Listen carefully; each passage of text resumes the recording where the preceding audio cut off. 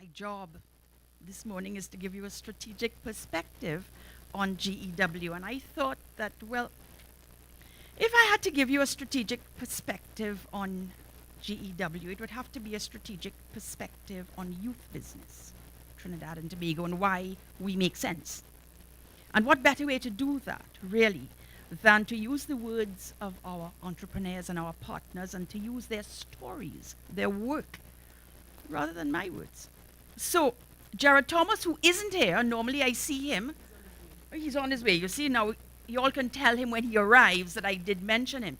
So, Jared Thomas, who is the CEO and founder of Launch Rocket, an NGO, and in his words, community of passionate people focused on developing successful business fast.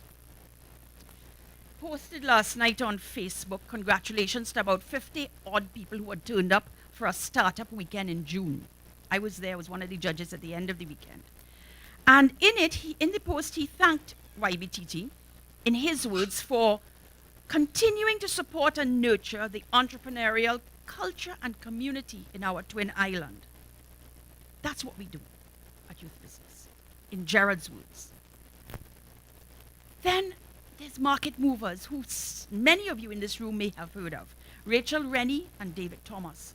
Two amazing, courageous, groundbreaking entrepreneurs who I remember meeting for the first time at a loan panel with other YBTT directors, and who, that was maybe 5-6 years ago, but who now describe themselves as a small company with big dreams. That's what YBTT helps entrepreneurs to become. In those 5 years, they have moved from 2 people buying market, produce, and delivering it to their colleagues at the bank in Chaguanas, to having a full online presence of local and imported items on and healthy items on their website. I can go on their website, order, pay, get it delivered to me. When I go to the retail stores, I see this beautifully packaged frozen pawpaw. That's market movers. And that's the result of some of the work that we do at Youth Business. We gave them, I think, one of their first loans. They paid it, they came back. They got another loan, they paid it, and they went on to bigger and better. Now, Rachel Rennie, who is the CEO, is a mentor to one of our other youth business entrepreneurs, a young lady by the name of Nikita Legal, who has a background in engineering, but who has an apiary. And her business, the brand that she is excited and passionate about building, is for the introduction of honey. She has built up a network of producers whose products she distributes in addition to her own, and she's doing some fantastic work. That's an example of what we are helping at Youth Business to make possible.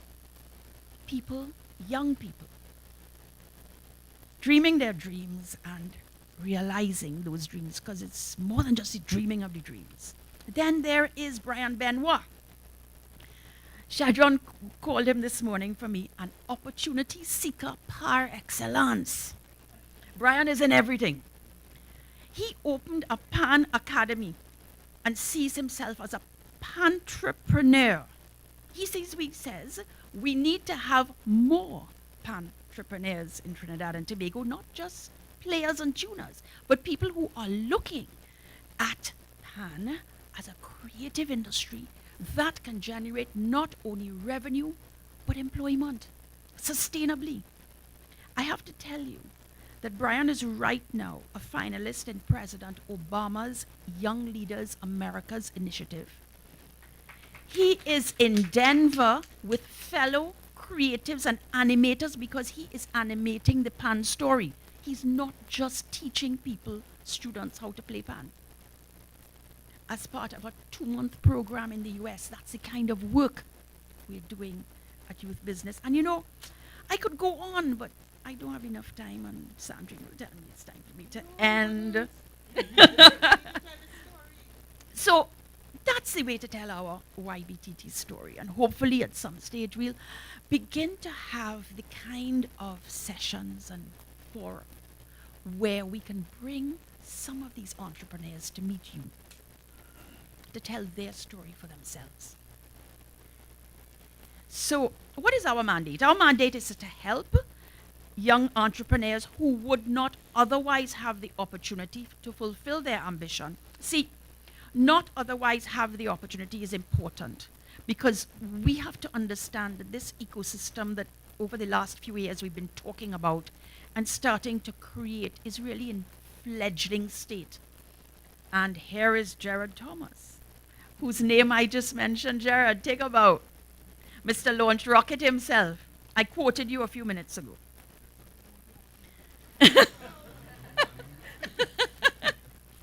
Yes. So what do? We provide, as you will realize by now, a suite of support services we're providing young entrepreneurs who would not otherwise have the opportunity with training, advice, financing, mentorship, and networking opportunities. We want to help them not just to start up. Inshan Mia John, who is one of our mentors actually, and a mentor to a fantastic entrepreneur who, let me just tell you her story. Asiya Mohammed, she's the founder of Conflict Women. She recently, a couple of months ago, launched her new collection of jewelry. She has an outlet at the Hotel Normandy. She's currently running, and you may have seen it on Facebook, a powerful campaign for Domestic Violence Awareness Month. And Asiya has created a formidable, hear my word, network of strategic alliances to provide employment and a reliable income stream for survivors of domestic abuse. This is good stuff. Good stuff. And our job is to support. Our job, in addition to the jobs of all the other partners, some of whom are in this room, who are helping to bring the members of this ecosystem that I was talking about, this fledgling ecosystem, together. So going forward, what is our pledge at Youth Business that we will continue to do? What we're doing? We're part of a global community of not-for-profit organizations, Youth Business International, which is dedicated to supporting young entrepreneurs. So we will continue to be a catalyst for young or youth entrepreneurship. We're going to continue to be a stakeholder in the local entrepreneurial ecosystem. We're going to continue to play our part in making sure that as many entrepreneurs as possible know that that ecosystem exists and the support exists. And that every time they interact with us, they're going to get a quality experience. We're going to continue to host a GEW annually, but maybe expanding it beyond just this week of crunched activities into a series of activities year-round, so that it becomes a continuous conversation of continuous support and a continuous celebration of entrepreneurship in Trinidad and Tobago. We will continue to execute our major projects, for example, our National Youth Enterprise Development Project, which is funded through the generous contribution of Shell, which started in 2015. It's now in its second year, and which will continue to be our major focus in 2016, 2017. Folks, we have to do this. We don't have a choice. Uneven global economic growth is favoring the developed countries. The resulting expectation is continued struggle in emerging and developing economies like ours. The outlook for youth unemployment remains discouraging. The challenge of global unemployment, and in particular high levels of youth unemployment, makes our work, every year I say this, and I don't apologize for saying it every year, but it makes every year our work more relevant. So, we need help. We can't continue to do this. Well, we've never really done it on our own, but we need help. We need help to continue to do this. And we need financial support from generous donors. We need the skills and technical expertise of people like you to become our mentors, to become our partners. So we need finance, but we also need perhaps something that's even more valuable than the money, which is your time. And so what I'm encouraging you to do, folks, is to talk to us. Talk to me, talk to Shedron, talk to Sandrine, talk to any of the directors. Find out how you can get involved in helping youth business. Just start a conversation with us. Because, as I close,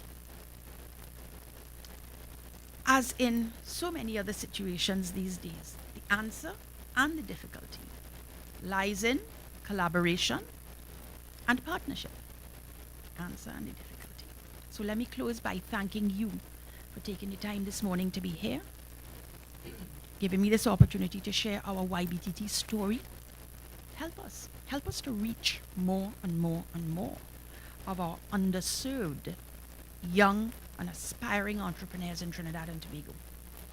Help us to support them, to empower themselves, to build their businesses, to create new employment opportunities, and themselves then to become, as Rachel Rennie did, inspirational role models for others.